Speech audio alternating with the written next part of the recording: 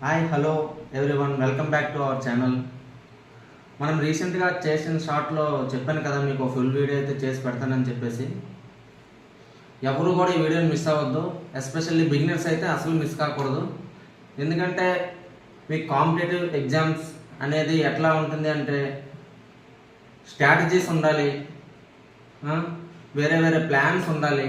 ఇవన్నీ కూడా మీకు ఎగ్జామ్లో మీరు ఎట్లా అటెంప్ట్ చేయాలి, పేపర్ ఎట్లా అటెంప్ట్ చేయాలి, ప్రతి విషయం కూడా నేను మీకు వీడియోలో షేర్ చేస్తాను.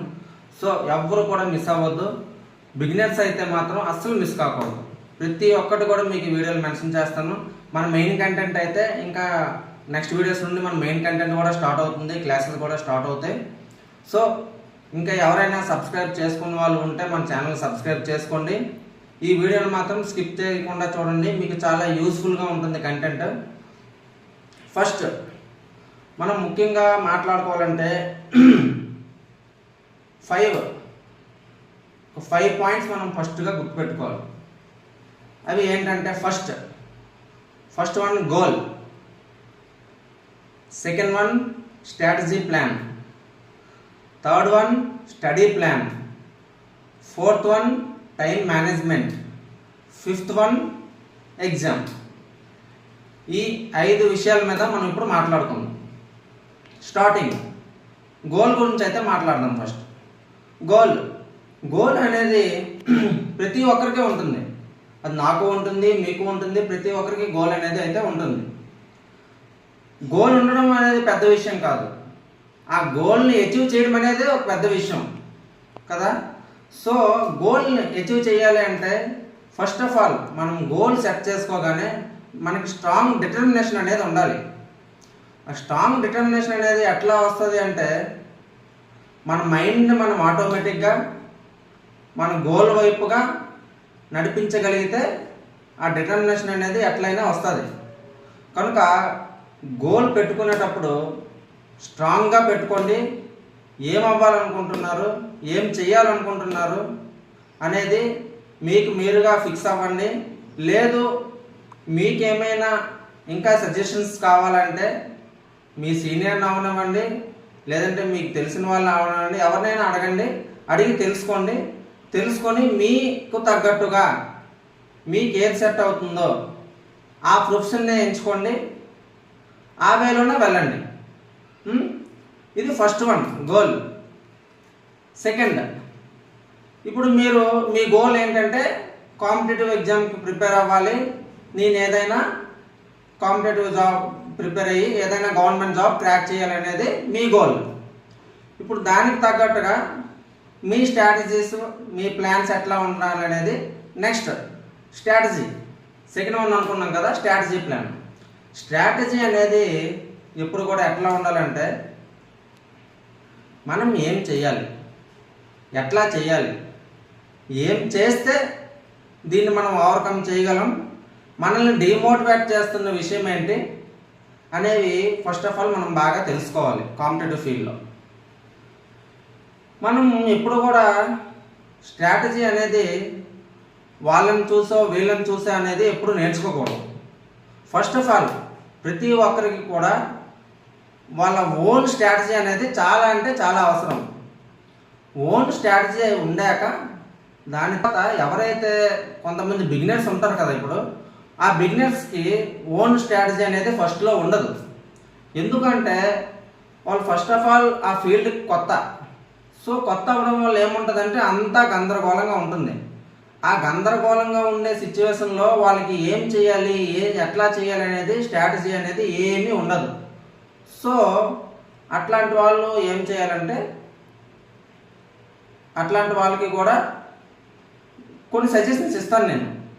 ఏం చేయాలి, ఎట్లా చేయాలి ఏంటి అనేది ఇంకా ముందు మనకు చాలా వీడియోస్ ఉంటాయి. రైల్వే ప్రిపేర్ అయిన రైల్వే సజెషన్స్ ఎట్లా ఇవ్వాలో అట్లా ఇస్తాను. లేదు ఎస్ఎస్సి వేరే ఎగ్జామ్స్ ప్రిపేర్ అయ్యాలో ఎస్ఎస్సి వాళ్ళు ఎట్లా ప్రిపేర్ అవ్వాలో వాళ్ళకి చెప్తాను. లేదు ఇంకా ఈ బ్యాంక్స్ వాళ్ళు ఉంటారు కదా, బ్యాంక్స్కి ఎట్లా ప్రిపేర్ అవ్వాలి ఏంటి, వాళ్ళకి ఎట్లా సజెషన్స్ అనేది సపరేట్గా మీకు అన్ని వీడియోస్ చేసి పెడతాను నేను. ఇంకా ప్రతిదీ మన వీడియోస్ యొక్క ముందు ప్రతి వీడియో కూడా కంటెంట్ వైజ్ క్వాంటిటేటివ్ యాప్టిట్యూడ్ అవనివ్వండి, రీజనింగ్ అవనివ్వండి, ఏమైనా అవనివ్వండి, మీకు అన్నీ మీకు యూజ్ఫుల్ కంటెంట్ అంతా నేను పెడతాను. So don't worry about that. Strategy, ఎవరు ఓన్ స్ట్రాటజీ అనేది వాళ్ళకు ఉండాలండి first of all. Next own strategy తర్వాత మీకు ఏమైనా అందులో కొంచెం ఒడిదుడుకులు అనిపిస్తే దాని తర్వాత ఏం చేయాలంటే మీరు ఇట్లా వేరే ఎవరైనా చెప్పినవి అవి మీరు ఫాలో అవ్వాలి. సెకండ్ వన్ స్ట్రాటజీ అయింది. నెక్స్ట్ థర్డ్ వన్ వచ్చేసి స్టడీ ప్లాన్. స్టడీ ప్లాన్ అంటే ఏంటంటే ఇప్పుడు మీరు కాంపిటేటివ్ ఎగ్జామ్కి ప్రిపేర్ అయ్యారు, ఆల్రెడీ మీకు కోచింగ్ అయిపోయింది, అంతా ఇప్పుడు ఓకే సెటరేట్ అయి ఉన్నారు. కానీ కొంతమంది చదువుతారు బాగా, కానీ వాళ్ళకి ఒక ప్లానింగ్ ఉండదు. ఎట్లా చదవాలి, ఏం చదవాలి, ఎగ్జామ్ ఓరియంటేషన్కి ఏమైతే అవసరం పడుతుంది, అవన్నీ ఫస్ట్ తెలుసుకోవాలి. అవన్నీ తెలుసుకోవాలంటే కొంచెం ఎక్స్పీరియన్స్ ఉండాలి మీకు. దేనిపైన ఎక్స్పీరియన్స్ ఉండాలి? ఆ ఎగ్జామ్ పైన ఎక్స్పీరియన్స్ ఉండాలి. ఎక్స్పీరియన్స్ ఎట్లా వస్తుంది? ఎప్పుడు కూడా ఏదైనా ఎగ్జామ్కి మనం ప్రిపేర్ అవుతున్నాము అంటే దానిపైన మనకు అవగాహన కావాలంటే ఫస్ట్ ఆఫ్ ఆల్ మనం చేయాల్సిన పని ప్రీవియస్ పేపర్స్ ఎవరైతే చూసి కొంచెం దాన్ని ఐడియా తెచ్చుకోవాలి మీరు. అంటే ఓకే ఈ టాపిక్ నుండి ఇట్లా ఉంది, ఈ సబ్జెక్ట్ నుండి ఇట్లా వస్తుంది కనుక సో నేను దీనిపైన ఎక్కువ ఫోకస్ చేయాలి, మాక్ టెస్టులు రాయాలి. మాక్ టెస్ట్ అనేది చాలా అవసరం అండి. ప్రీవియస్ పేపర్ సాల్వింగ్స్తో పాటు మాక్ టెస్ట్ అనేది చాలా అంటే చాలా ఇంపార్టెంట్. నీకు ఎన్ని మార్క్స్ అయినా రానివ్వండి, 100కి 20 మార్క్స్ వచ్చినా నో ప్రాబ్లం. మార్క్స్ అనేది ఇంపార్టెంట్ కాదు, మీరు అటెంప్ట్ చేయగలగాలి. ఓకే నేను ఈరోజు ఈ టాపిక్ చదివాను, నేను ఈ టాపిక్ మీద కోచింగ్ చేశానంటే మీకు చాలా హ్యాపీగా ఉంటుంది. లేదు నేను ఈరోజు ఈ క్లాస్ విన్నాను, ఈ క్లాస్ విన్నాక నేను ఈ కోచింగ్ని నేను అటెంప్ట్ చేయగలిగాను, సో అప్పుడు మీకు చాలా హ్యాపీగా ఉంటుంది. సో అందుకని మాక్ టెస్ట్లు అనేవి కూడా స్టడీ ప్లాన్లో చాలా అంటే చాలా అవసరము. ప్రీవియస్ పేపర్స్ అనేవి చూడడం అనేది చాలా అవసరము. వీటి అన్నిటితో పాటు మీరు ఎప్పుడైతే మాక్ టెస్టులు కానీ ప్రీవియస్ పేపర్స్ కానీ రాస్తారో మీకు తెలియని క్వశ్చన్స్ ఏవైతే ఉన్నాయో అవి మీరు కంపల్సరీగా ఒక షార్ట్ నోట్స్ ప్రిపేర్ చేసుకొని ఏవైనా ఇంపార్టెంట్ పాయింట్స్ అనేవి మీకు అనిపిస్తే ఆ షార్ట్స్ నోట్స్లో మొత్తం ఎంట్రీ చేసి పెట్టుకోవాలి. పెట్టుకునేటప్పుడు మీకు రాని బిట్ అయినప్పటికీ లేదు మీకు తెలియని మోడల్ అయినప్పటికీ అట్లా ఎంట్రీ చేసి పెట్టుకోవడం వల్ల ఏమవుతుందంటే మీరు ఫ్యూచర్లో ఏదైనా ఎగ్జామ్ రాయడానికి వెళ్ళేటప్పుడు ఒకసారి ఆ నోట్స్ ఏదైతే ఉందో ఆ నోట్స్ మీరు జస్ట్ 1 డే బిఫోర్ మీరు మొత్తం రివైండ్ చేసుకుని వెళ్తే మీకు ఎగ్జామ్లో చాలా హెల్ప్ అవుతుంది. ఆ నోట్స్ నుండి మీకు 2-3 బిట్లు వచ్చినా సరే అది మీకు చాలా హెల్ప్ అవుతుంది. దాంతోపాటు మీ సెల్ఫ్ కూడా చాలా సాటిస్ఫాక్షన్ వస్తుంది. ఎప్పుడు కూడా స్టడీ ప్లాన్ అనేది అట్లా ఉండాలి. ఇంకా నేను పూర్తిగా ప్రతి విషయం కూడా మీకు ఇంకా పూర్తిగా డీటెయిల్స్ మెన్షన్ చేస్తాను, కానీ ఇది ఈ వీడియోలో అన్ని మెన్షన్ చేస్తే లెంత్ అవుతుంది కాబట్టి కొంచెం షార్ట్ కట్లో చెప్పుకొని వెళ్తున్నాను. ఇంకా మన ఛానల్లో ఇంకా మంచి మంచి వీడియోస్ మీ అందరికి యూస్ఫుల్ అయ్యే వీడియోస్ కూడా నేను పెడతాను, no problem. Next 4th one time management. Time management అనేది ఎప్పుడు కూడా 2 ways. Time management 1 way in exam, time management second one మన study preparation time. So preparation time ఎప్పుడు కూడా ఎట్లా ఉండాలంటే ప్రిపరేషన్లో మీరు ప్రిపేర్ అయ్యేటప్పుడు కొంతమంది చదువుతూ ఉంటారు, continuous morning to evening night full చదువుతూనే ఉంటారు. సో ఎవరు ఐక్యూ ఎట్లా ఉంటుంది అనేది మనం చెప్పలేము. మీకున్నంత ఐక్యూ నాకు ఉండకపోవచ్చు, నాకున్న ఐక్యూ మీకు ఉండకపోవచ్చు. మీరు 2 గంటల్లో చదివింది నాకు 4 గంటలు పట్టవచ్చు, అది అక్కడ మ్యాటర్ అనేది కాదు. కాకపోతే ఎప్పుడు కూడా టైం మేనేజ్మెంట్ అనేది ఎట్లా ఉండాలంటే ఏ టైంకి మనం ఏం చేయాలి, ఏ టైంకి ఏం చదవాలి అనేది మనం ఒక ఓన్గా ప్రిపేర్ చేసుకోవాలి. ఓన్గా ప్రిపేర్ చేసుకొని మనం ఎంత చదువుతామో దానికి తగ్గట్టుగా బ్రేక్ కూడా చాలా అవసరం. బ్రేక్ అనేది లేకపోతే మన మైండ్ అనేది డిస్టర్బ్ అవుతుందండి. బ్రేక్ దేనికి అవసరం అంటే 1 hour 2 hours చదివాక మన మైండ్ కొంత ఒక స్టేట్లోకి వెళ్తుంది. ఆ స్టేట్లో ఉండేటప్పుడు మనం ఏమైనా జస్ట్ బయటకు వెళ్ళి కొంచెం వాటర్ తాగి జస్ట్ ఫ్రెష్ ఎయిర్ తీసుకొని మళ్ళీ వచ్చి కూర్చొని చదివితే ఇంకో 1 hour 2 hours మనకి ఇంకా ఎఫిషియన్సీ ఉంటుంది. లేదు మీరు కంటిన్యూస్గా 4 hours చదవండి, ఇంకొక అబ్బాయిని కంటిన్యూస్గా 3 అవర్స్ చదవమనండి, మీరు 4 అవర్స్లో చదివిన కంటెంట్ని అబ్బాయి 3 అవర్స్లో కంప్లీట్ చేయగలరు. ఎందుకంటే బ్రేక్ లేనప్పుడు ఏమవుతుందంటే ఎఫిషియన్సీ తగ్గుతుంది. సో బ్రేక్ కూడా చాలా అవసరం. ఇది ప్రిపరేషన్ టైంలో ఎట్లా టైం మేనేజ్ చేసుకోవాలి. ఎగ్జామ్ టైంలో వచ్చేసరికి ఎట్లా ఉండాలంటే, ఎగ్జామ్ రాయడానికి వెళ్ళే ముందు మాక్ టెస్టులు చాలామంది రాస్తారు. మాక్ టెస్ట్లు అవనివ్వండి, ప్రీవియస్ టెస్ట్లు అవనివ్వండి, ఏమైనా అవనివ్వండి, ఎగ్జామ్ స్లాట్స్ ఇస్తాడు కదా, 10 to 11, 12 to 1 అట్లా స్లాట్స్ ఇస్తారు కదా. ఏ స్లాట్స్లో అయితే ఎగ్జామ్స్ ఇస్తాడో అదే స్లాట్స్లో ఎగ్జామ్ రాయండి. అది చాలా అంటే చాలా ఇంపార్టెంట్. ఎగ్జామ్ విషయం వచ్చేసరికి, ఇప్పుడు ఎగ్జామ్ విషయంలో టైం మేనేజ్మెంట్ అనేది మనకి తెలియాలి అంటే కంపల్సరీగా ఏవైతే ఎగ్జామ్స్లో స్లాట్స్ మెన్షన్ చేస్తారో ఆ స్లాట్స్ టైంలోనే మీరు మాక్ టెస్ట్లైనా ప్రీవియస్ టెస్ట్లైనా రాయాలి. రాస్తే అప్పుడు మీకు ఏమవుతుంది అంటే రేపు అక్కడికి ఎగ్జామ్లోకి వెళ్ళి కూర్చున్నాక కూడా మీకు అంత స్ట్రెస్ అనిపించదు. కొంతమంది ఏం చేస్తారు, ఎర్లీ మార్నింగ్ మైండ్ ఫ్రెష్గా ఉంటుంది కదా అప్పుడు ఎగ్జామ్ రాస్తాను, లేదు నైట్ టైం నాకు ఫ్రీగా ఉంటుంది కదా అప్పుడు ఎగ్జామ్ రాస్తానని కొంతమంది ఆలోచిస్తారు. అది ఎప్పుడు కూడా తప్పుడు వే అండి. అసలు ఆ వే రాంగ్. అసలు ఆ వే ఎప్పుడు కూడా ఉండకూడదు.